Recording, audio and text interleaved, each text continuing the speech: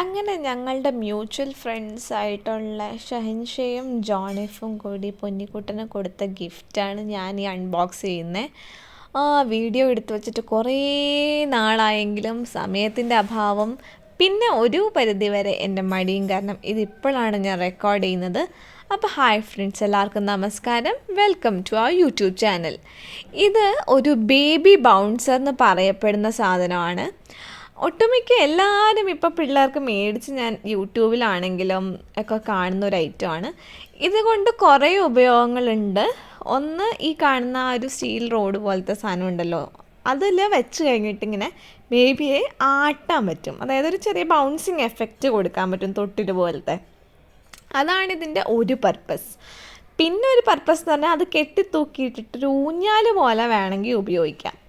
പിന്നെ ബേബി കാരിയറായിട്ട് കണ്ടോ, ആ ഒരു ഹാൻഡിലിൽ വെച്ചിട്ട് ബേബി അതിനകത്ത് ലോക്ക് ചെയ്ത് വെക്കുകയാണെങ്കിൽ ഒരു ബേബി കാരിയറായിട്ട് നമുക്ക് യൂസ് ചെയ്യാം. അത് തന്നെ ഒന്ന് സ്റ്റാൻഡ് ചെയ്ത് വെക്കുകയാണെങ്കിൽ ബേബി സീറ്റായിട്ട്, അതായത് ഈ ഫീഡിങ്ങിൻ്റെയൊക്കെ ടൈമിൽ ആഹാരം കൊടുക്കാൻ വേണ്ടി ഒരു ബേബി സീറ്റ് പോലെ നമുക്ക് ഉപയോഗിക്കാം. പിന്നെ ഞാനിത് പറഞ്ഞോ എന്ന് എനിക്കറിയില്ല, ഊഞ്ഞാൽ പോലെ യൂസ് ചെയ്യാം, അതായത് കെട്ടിത്തൂക്കിയിട്ട് ഊഞ്ഞാൽ പോലെ യൂസ് ചെയ്യാം.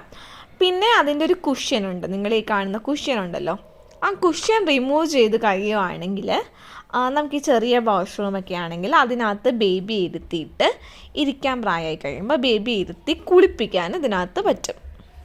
അപ്പോൾ ഇതൊക്കെയാണ് ഇതിൻ്റെ 7 യൂസുകളാണ് ഇതിനകത്ത് പറയുന്നത്. ഒന്ന് ബൗൺസർ, പിന്നെ ഒരു സീറ്ററായിട്ട് യൂസ് ചെയ്യാം, ബേബി കാരിയറായിട്ട് യൂസ് ചെയ്യാം, ബേബി ഫീഡറായിട്ട് യൂസ് ചെയ്യാം, കാർ സീറ്റായിട്ട് യൂസ് ചെയ്യാം, സ്വിങ് ആയിട്ട് യൂസ് ചെയ്യാം. 7ാമത്തെ പർപ്പസ് എന്താണ്? സിംപ്ലിസിറ്റിങ്ങോ അങ്ങനെ എന്താണ് കണ്ടോ, ഇങ്ങനെ ഇരിക്കുമ്പോഴാണ്, ഇതാണ് ഞാൻ പറയുന്നത്. ഇങ്ങനെ വെച്ച് കഴിഞ്ഞിട്ടുണ്ടെങ്കിൽ ബേബിയെ ഇരുത്തി നമുക്ക് കുളിപ്പിക്കാനും പറ്റും.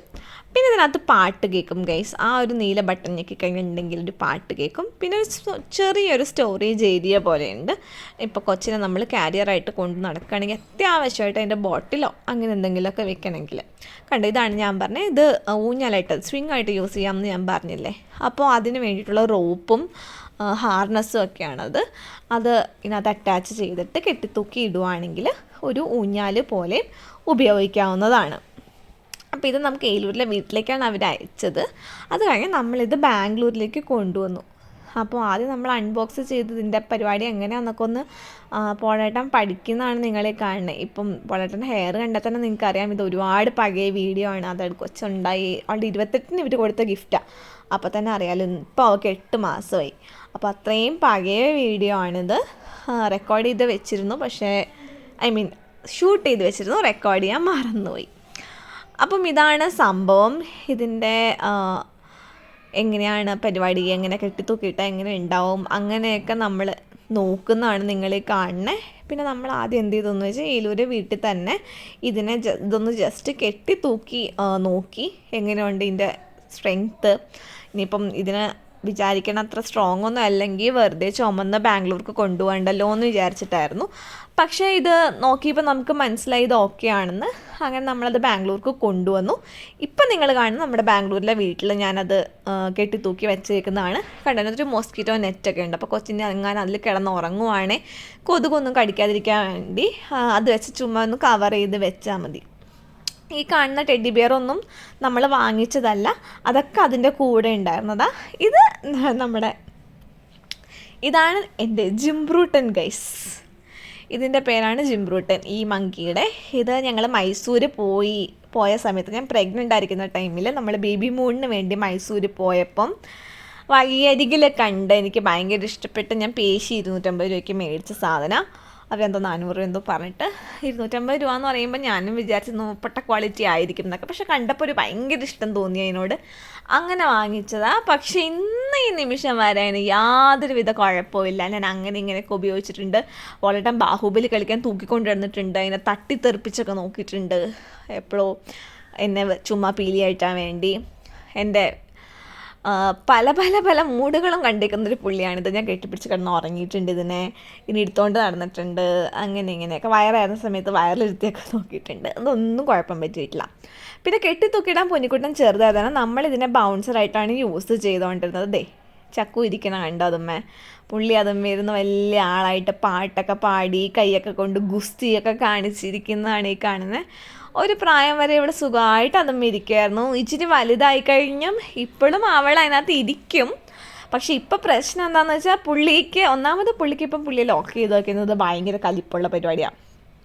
പിന്നെ പെണ്ണിന് പൊരിപ്പൊരിപ്പാണല്ലോ, എണീറ്റ് ഓട്ടമാണിപ്പോൾ. അപ്പോൾ അത് കാരണം ഇപ്പം അത് യൂസ്ഫുൾ അല്ല. പക്ഷേ നല്ല അടങ്ങി ഒതുങ്ങിയിരിക്കുന്ന പിള്ളേരാണെങ്കിൽ ഈ സംഭവം വേർത്താണ്. അതല്ല എൻ്റെ സന്താനത്തിനെ പോലെയാണ് നിങ്ങളുടെ സന്താനമെങ്കിൽ ഇത് വാങ്ങിക്കേ ചെയ്യത് ടോട്ടൽ വേസ്റ്റ് ആവും. But up to an age ഇതൊരു മസ്റ്റ് ഹാവ് എന്ന് ഞാൻ പറയില്ലെങ്കിലും ഗുഡ് ടു ഹാവ് ഐറ്റം തന്നെയാണ്.